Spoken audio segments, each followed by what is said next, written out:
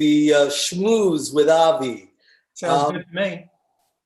So listen, obviously you are an incredibly creative guy to come up with a concept like this.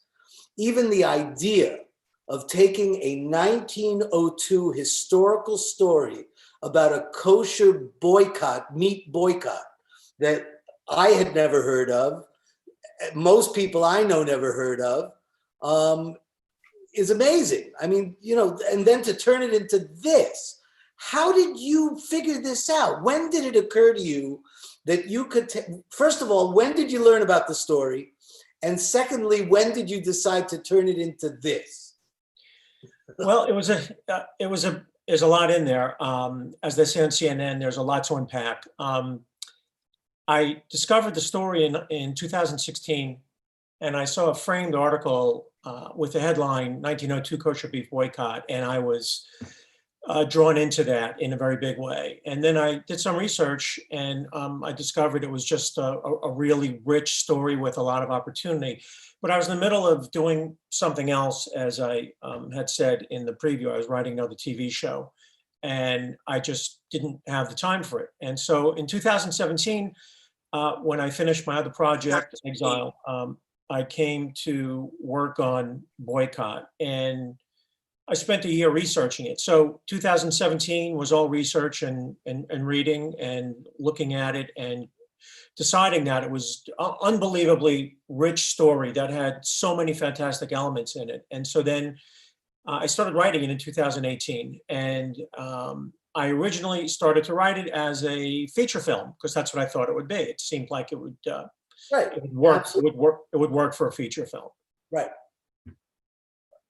And I was 200 pages in after like maybe 6 months of writing. And I kind of realized there's too much story here. I can't even consider this as a feature film right now because I still haven't finished it. I have about 4 hours of a TV show written. So there's 6 one-hour episodes to go. And I was involved in writing the show. And when I was at 200 pages, I said, man, I'm just going to turn this into a TV series. And so I kind of restructured the material, and I turned the 200 pages into a pilot episode. The pilot episode is about 70 pages. As you know, and some people who follow me know, that pilot script has won a number of Hollywood recognitions. So that's validating. I'm very pleased with that. But the interesting thing is here that getting a TV show made is like a very hard thing to do, as you know.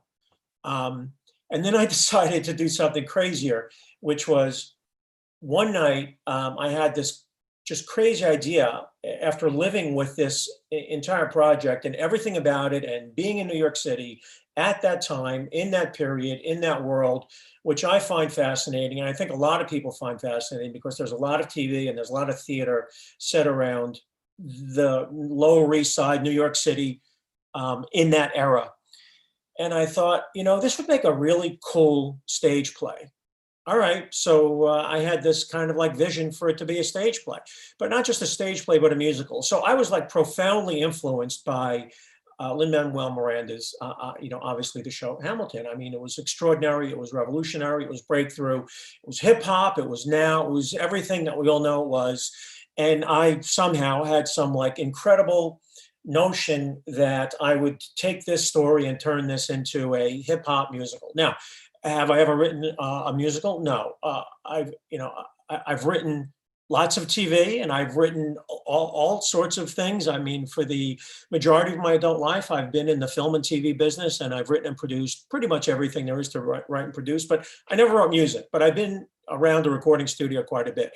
And I just started to write the music as a kind of experiment. I mean, it took me 6 weeks to decide on the music, finding some rap beats that I thought were good. And the truth is, I think I told this to you when we first met, but after I wrote the first song, it was an experiment. I had absolutely no idea how it would go, none. And when I wrote it, I actually wrote it, I don't want to say with you in mind, but when I was done with it, and I was thinking about who am I going to get to rap this, because it needed to Yeah, the be. first person you think of is Avi Hoffman. Well, Sure, rap, the Jewish truth rap, is, all Avi. the truth is, that is the truth. That's kind of how it really went. I mean, being a South Florida guy, and you being a South Florida guy, and you being famous for the roles that you play, you just came to mind. And, we never met, obviously, and I sort of called you through referral and, gave you the quick pitch on the show and said, look, man, I want to experiment with this song I wrote. You remember that? I remember Yeah, that. oh, I will never forget that day. I remember it literally like it was yesterday. And so we, had a coffee at Dunkin' Donuts across from the recording studio. And Right, that's right. I had shown you the lyrics in advance because I wanted you to practice them. And it was really an experiment. I had no idea how it was going to go. We didn't video record that first session because I just didn't know what would be with it. And that particular song that I wrote was 148 verses. I mean, it was 14 minutes worth of music. And it was so long that what I did was I cut out all of the choruses and some of the verses. And then that ended up becoming the hip hop version. If you remember, that day we recorded 2 tracks. Right. And so, there's a little overlap in some of the lyrics, but you nailed it. It took me, like I said, 6 weeks to just struggle with finding the music. I listened to thousands and thousands of beats. It was a very tough time in the beginning. So before we go on, I want to tell all the people out there that are watching that they can post their questions on Facebook, in the chat on Facebook, in the comments. I'm trying to follow it while we're talking. I have my pad here, my computer here. So, if you have questions or like, for instance, we already have a Marilyn who says, such an interesting story. Can't wait to see it on TV. A wonderful family show. Now, today we live in a time which I find incredibly relevant to the time that you are portraying in this particular piece. The history is repeating itself. They say, if you don't learn from history, you repeat it. Well, guess what? Apparently we didn't learn. So civil rights, human rights, equal rights, boycotts, protests, riots, that was what was happening in the early 1900s. And here we are now. Now, one of the things I found fascinating that I'd like you to share with everybody is that this boycott, kosher meat boycott, right, which I had never heard about and you found, actually influenced the laws of the United States of America. Can you tell us how? Yeah, I can. It was a profoundly impactful boycott. Nothing like that had ever been done, and nothing like that, meaning protests and rallies of that nature, had ever been done by women. So this was probably the single most important female social activist movement that ever happened, certainly, at that time. It got the attention of President Roosevelt. And so that's why it was so impactful. There's news cycles back then, and people got their news from the newspapers a couple of times a day. And it was really a few days later that Roosevelt, I kind of envision, I'm pretty sure it happened this way, because he was a very savvy politician and he knew how to use the media. At least that's what I sort of learned from doing some significant research over a long period of time. And in the show, I portray, I fictionalize what I'm telling you, but I basically portray his becoming aware of the boycotts through that Barons Beware song, which tells the story of Philander Knox as Attorney General, telling Roosevelt about these boycotts. And so this was an opportunity for Roosevelt to sort of seek revenge on the cattle barons, again, as everybody's already now heard a few times from the different videos that we've shown. He had an opportunity to sort of seek revenge on the cattle barons. And that was a big thing for him because his troops, when he led the cavalry in Cuba, were poisoned by embalmed beef. Long story, a little longer, but getting to the punchline there is what ended up happening was Roosevelt served injunctions against the Big Six. and that was the beginning of the end of monopolies. And Roosevelt earned the title the Trust Buster, which I'm sure many people have heard that phrase, and that's where it came from. It came from Roosevelt going after monopolies, and so what ended up happening after that was in 1903. I'm going to read off of a little one sheet that is an interesting historical piece that I produced. People can actually get this on the website under historical timeline, and it's reflective of a lot of the research I did. So I'm going to read a couple of bullet points here. In 1903, the Bureau of Corporations was formed as a result of the boycotts, and that mission was to investigate monopolistic practices. The Elkins Act, which restricted railroad rebates that favored the cattle barons, that happened. That was, again, directly a result of the boycott. In 1904, this is really important. Everybody's going to know the name Upton Sinclair from his famous book, The Jungle. Well, he was an investigative journalist. In those days, they were called muckrakers. A lot of people may know that, and a lot of people may not know that. But he was one of the early muckrakers, which means he was an investigative journalist. And he did a multi-series piece on the meatpacking industry.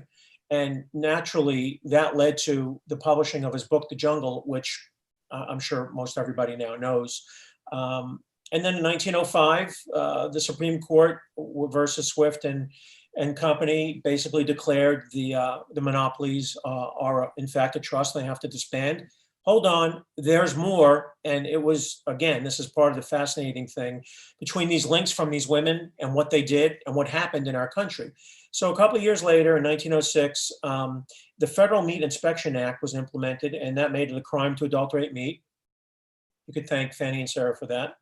The Hepburn Act replaces the Elkins Act, and it's further protection for Americans concerning railroad rebates, and it reduces the economic favoritism formerly granted to the Big Six cattle barons. And finally, the Pure Food and Drug Act, it was created, and it provided additional protections regarding meat products that led to the creation of the Food and Drug Administration. So I found these to be incredibly fascinating and worthwhile. Fannie and Sarah don't get credit for it. People don't know about it. I feel like a historical archaeologist in some really interesting way, and made this part of the story. Now, I'll tell you this, that I was able to tell much of this in the musical. I wasn't able to convey this in the TV series. And that's kind of fascinating from a creator, writer, producer, storyteller point of view, because in musicals, you can get away telling certain things and saying certain things. Right. And in TV shows, you can't.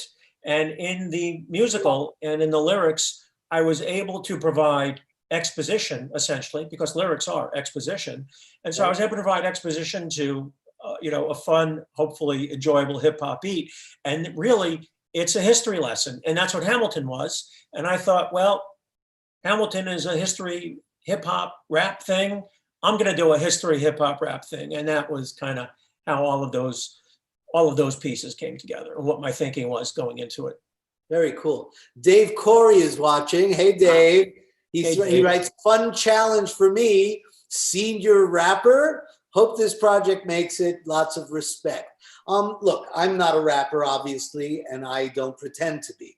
But I'm fascinated, and I assume you're not really a rapper in your regular life. But I'm really curious, why didn't you just go the route of a regular musical? Find a composer, you write the lyrics or you write the music, tunes, modern tunes, contemporary, but to go rap, to go into that hip hop style, to try to get that rhythmic thing. And it's fascinating because in a way, it works for the period. Like that period is so hard-edged and it's so riot. I mean, it is street, it's gangsta. I guess, now I sound like a really old white man. But the idea that it's really down in the street. How did you do that? I'll tell you how that sort of came about. It was a serious struggle. And when I said at the beginning, it's really hard to make a TV show, it's even more difficult to mount a significant theatrical production, and I know Right. you know that. Don't I know that? So what's more difficult, climbing Mount Everest or Mount Kilimanjaro? I mean, they're both like impossible things to do, especially if you're not a trained mountain climber, right? And so I'm not, I've written for TV, but I'm not produced for network level prestige period thriller television series. I mean, we're talking about, you know, a $5 million per episode, plus or minus a couple million per show, which I'm not self-producing this, right? I mean, this is Netflix, you know, this is Hulu, this is Amazon, this is Showtime, you know, this is major streaming sort of stuff. So Jeff Mustard's not making this. Jeff Mustard wants to, you know, hopefully co-produce and sell his TV show, right? And so that's hard in itself, and it's especially hard to do if you don't have, you know, a major significant agent. I'm getting to the answer to your question about the Broadway thing. Right. The Broadway thing is even more difficult for a million other reasons, and so I literally was in some moderate form of depression for about a month and change, because I knew I wanted to make this as a musical of some sort. There was no way I was going to get the attention of a composer. There was no way I was going to get the attention of a Broadway producer type. It just wasn't going to happen. And to retain somebody to do that, you know, it's a multi tens of thousands of dollars sorts of thing. And so I struggled with, you know, what the heck do I do with this? And really, I just said, you know what? I didn't know I couldn't do it, and I didn't know I could do it. And so I just thought that I'm going to give this a shot in the rap genre. And that's when I said I spent like 6 weeks literally listening to multiple hundreds, if not thousands, of rap beats from all over the internet, till I found something that I felt met the emotional resonance of the songs that I wrote, because that's the magic of music and music writing and music production, is getting the right emotional resonance from your music that marries with your lyrics in a way that it all sort of blends together in a beautiful souffle of material. And that's, it was at once a tremendous hardship. And then at the end of the day, when we did what we did, it was a great relief to see, well, you know, the experiment, I think, could be paying off. Anyway, that was. Did you ever consider the idea of doing a documentary film or writing a novel, or, you know, finding, I mean, like, I had an idea for a movie and I realized who's going to make my movie. So I started writing as a novel, and I'm, you know, this far away from finishing it. And, you know, I don't know if it's good or bad, you know, I guess the audience will decide. You know, ultimately it's the audience that decides, but at least there's another outlet. Did you ever think about a documentary film? Or not really so much, because it strikes me that the material is so rich, it's so visual, it's so cinematic, the story is so interesting. And by my fictionalization of a number of characters, it becomes a family-friendly film, which I'm really proud of. You know, for it to be something that is, you know, truly a Disney kind of style family entertainment, you know, Pixar kind of show. So no, as a documentary, it never really struck me. But here's my kind of my fantasy version of what happens here. You know, whether it becomes a Broadway musical first or a TV series, you know, it's a win either way, right? And so whatever goes first, I think then, you know, if it's a TV show, it becomes a Broadway show because of the notoriety that hopefully it would achieve through whatever success it might earn. And I myself want to turn it into a feature film. You know, once I have all the material written, you know, I'll have about 300 pages. I'm at 230 now. I'll just cut it down and we'll have the trifecta of feature film, right? TV series and Broadway play. That's, you know, that's the grand plan. Right. Because most people out there may not know who you are, you want to give them a little background of what you've done before and what you're working on now? Like, just to kind of give them a sense of who Jeffrey Mustard is? Sure. Well, I've been in advertising, marketing, PR for most of, all my adult life. That's what I've done professionally and made a living at. Advertising, marketing, public relations, while also being a writer, producer, and director. So in my own advertising company, I would make TV commercials, radio commercials. I produced infomercials. I produced an award-winning documentary. So I've been in and around film and TV for a very long time.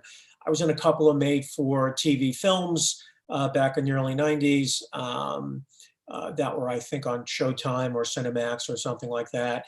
I've done a lot of work in front of the camera and as an actor for stage and screen. Did some work with Philip Michael Thomas, who was Tubbs from, Sure. obviously from, way back when, Miami Vice. That was fun. And then a lot of stuff behind the camera. So, I kind of been in front of and behind and kind of know this world in a very real way. And have been was the president of the Screenwriters Guild, South Florida Screenwriters Guild, for a while. Not affiliated with the Writers Guild of America. I don't want there to be any confusion there. And so I've been in and around writing and producing for all of my adult life, and have written a number of screenplays. A number of them either under contract, writing for money. Some of them, most of them not produced, but I get paid to write, and it's like anything else. You get paid to do what you do, and then whatever happens, happens, sort of thing. So, but in the past 5 years, I've spent time working on these various TV projects. So I'll just throw a couple of titles out there, and I have websites for them, and hopefully one of these things hits, and then the others come along, right? You know how that goes. You're an overnight success after working at it for 20 years. It's one of those things. But Private Finkel made it at the age of 72. So a couple of years ago, I wrote this TV show called Exile from Cuba, and I call it the sort of Cuban Count of Monte Cristo. And it's a story of love and revenge, and it takes place in Cuba. Nobody's ever really done a story in Cuba that takes place sort of in the 60s, the time when Fidel Castro came to rise to power. I think that it's a very rich world that's never been exploited. I mean, I know it's controversial for South Florida for a lot of reasons, but in terms of it being an extraordinarily rich time with a tremendous story value, it's all there. That's exilefromcuba.com. I've got I think a really exciting website with a great promo reel and a lot of interesting character pieces that I wrote and produced. The value of being a producer is I can go into a recording studio and work with actors like yourself and come out with something that is really representative of the show. And so I've got a bunch of those sorts of things up on exilefromcuba.com.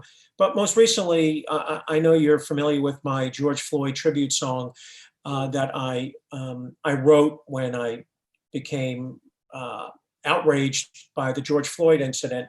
And so after about a week of watching it on CNN, I sat down and I ended up writing a George Floyd tribute song. And that turned out to be a 2-piece movement song, and I basically have started a website and a company around that dedicated to social justice. So that can be found at equaljusticestudios.com, and we've got a major South Florida restaurant operator who's highly civic-minded.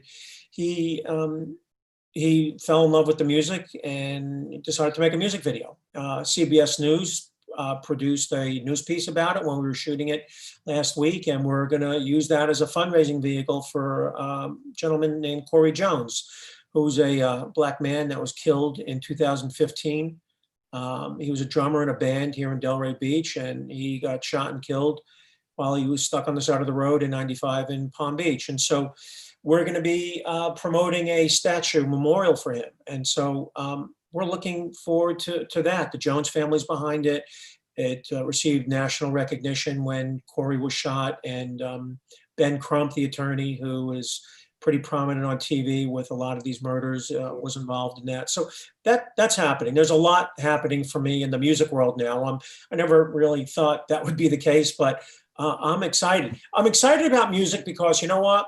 You could write your lyrics, and if you're hooked up to a studio or with someone that you can work with, you can go into a studio and you can actually see your work becomes like a finished piece in anywhere from a couple of weeks to a month or something. You could work on a TV show or a Broadway play, and it never happens, right? I mean, you know that. And so I found it satisfying to actually see something complete. It was very satisfying to actually walk into a studio with, like, a piece of paper, and then 6 hours later or 2 days later, you got your thing. And that's what we did with Boycott. The reason that one of the reasons that I wanted to do the music for Boycott, and this is in total transparency world, is it gave me an opportunity to create essentially marketing material to promote the show, because people will listen to music. Hopefully they'll respond to it. Hopefully they'll like it. And hopefully they'll want to, see more of it or hear more of it, which, by the way, they can do if they Google Boycott, a New York City 1902 hip hop musical. It is out as an album with an album cover. And, you didn't know it at the time, and I didn't know it at the time, but, you ended up playing a really important part in kind of helping this thing to become a reality. And you have a website for Boycott, right? You have a website. What is it? There's two. There's a website, and then there's the Facebook page. And the website is pretty robust, and it's got a lot of very interesting things on it. So it's boycott1902.com, very easy to remember. The same exact thing for Facebook. If you just go on Facebook and you do Boycott 1902, it's an extremely rich Facebook page, only because we took so much of the material that we created in the studio that people saw in the videos that we did here. And I want to explain what people saw in that lead up in the videos, because it's important. There was some repeat material. What I ended up doing as a producer when we were recording our material was they were all standalone songs, and each song told its own story. So there were these 6 songs, and what I did was we produced these videos for each song. So there were these 6 songs that essentially, so everybody knows what they just saw, they were these freestanding bits that I just basically quilted together edge to edge. So each one was like in the neighborhood of 3.5 minutes to 4 minutes or something. And it was a standalone piece for Too Much Greed. It was a standalone piece for Barons Beware. It was a standalone piece for the Fannie Levy piece that you did with Sandy Stock. I really hope people listen to that stuff, because the storytelling, I think, is great. The delivery is great. I only did this as proof of concept. I mean, if it goes over this way and somebody goes, Jeff Mustard, man, we love what you did and we want it this way, as you would say, sei gesund, and if somebody wants, some big producer type wants to come along and say, hey, man, we love your lyrics and we want to kind of do it another way, I'm going to go, okay. And so, that's sort of some of that background. That's great. So, okay, everybody out there that's listening, go to Boycott 1902, find it, wherever on the internet.com. Figure it out, help support Jeff, because what excited me is the idea that this very Jewish story from 1902 suddenly takes on this amazing relevance in 2020.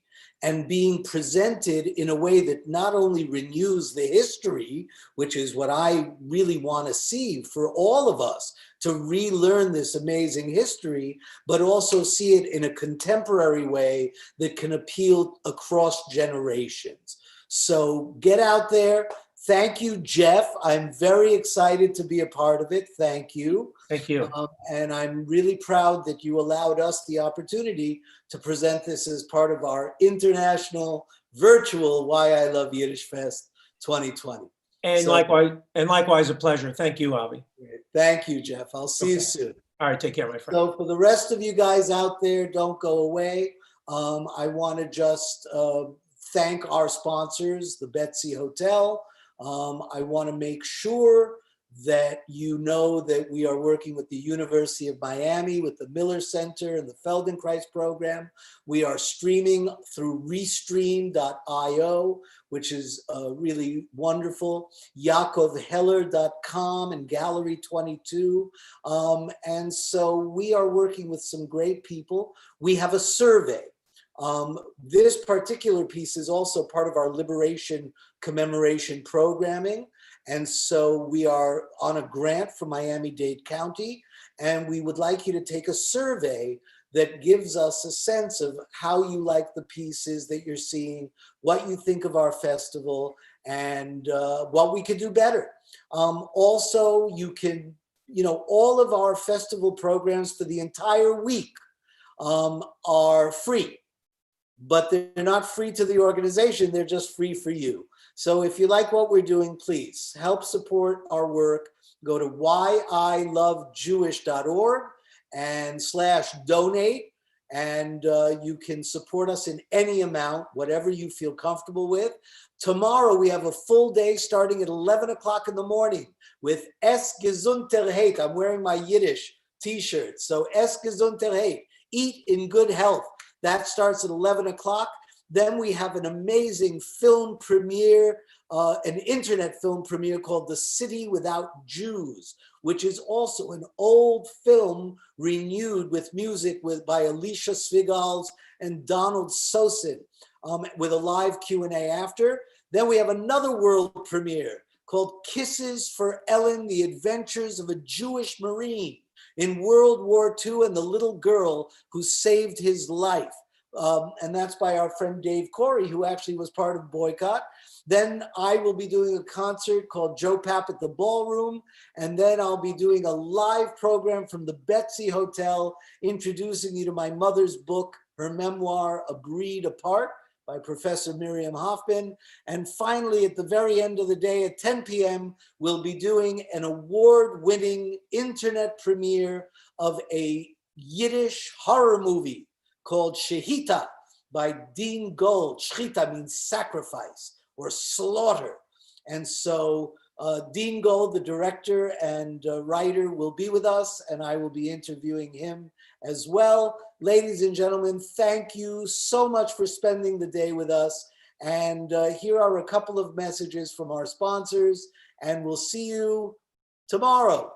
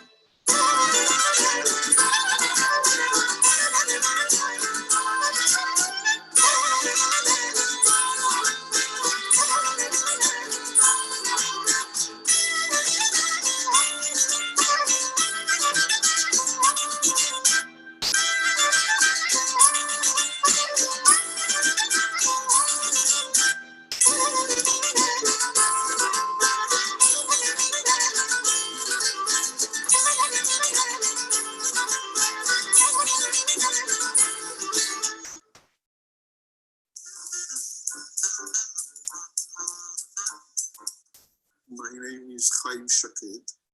I'm a professor at the University of Miami, and I am the director of the George Feldenkrais program in Judaic Studies, and I'm the founding director of the Sue and Leonard Miller Center for Contemporary Judaic Studies, which is a university-wide center at the University of Miami.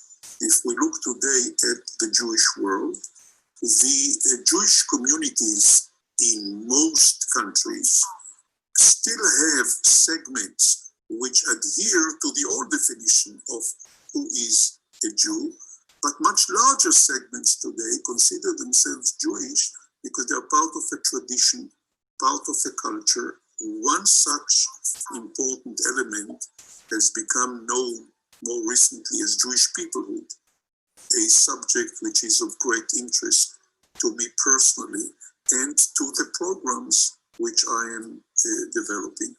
Jewish peoplehood includes, for instance, a very important component of the Yiddishkayt initiative. And that's why when I heard of this idea, right away, I outstretched my hand and we are developing a